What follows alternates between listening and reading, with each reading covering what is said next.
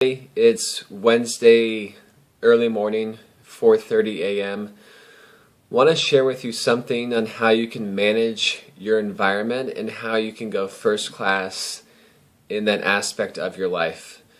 Reading a great book, The Magic of Thinking Big, and it says this: the mind is the most delicate, most sensitive instrument in all creation.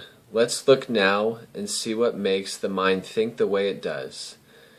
Millions of people are diet conscious.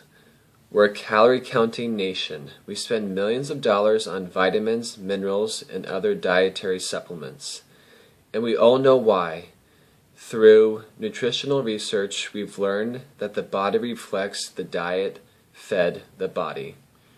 Physical stamina, resistance to disease, body size, even how long we live, are all closely related to what we eat.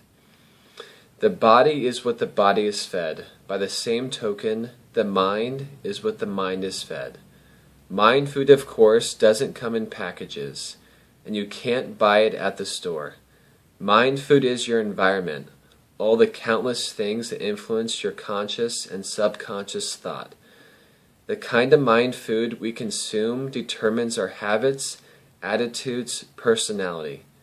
Each of us inherited a certain capacity to develop, but how much of that capacity we have developed and the way we have developed that capacity depends on the kind of mind food we feed it.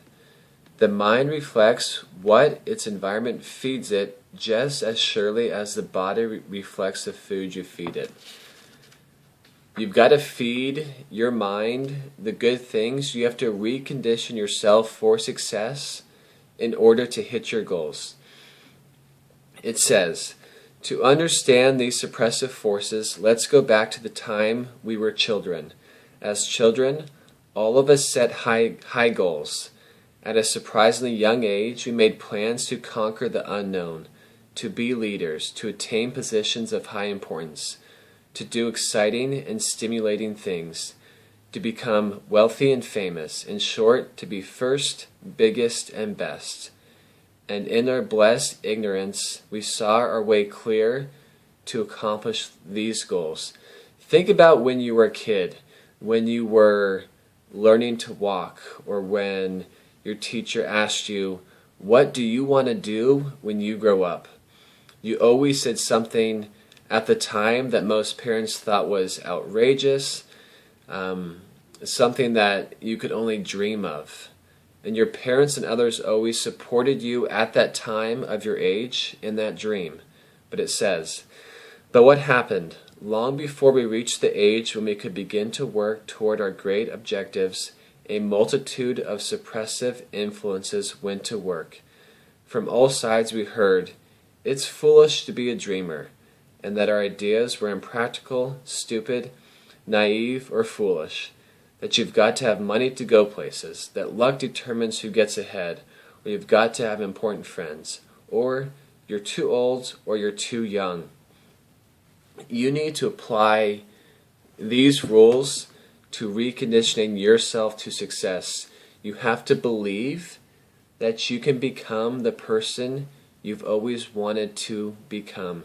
You have to empower yourself to fulfill your true potential.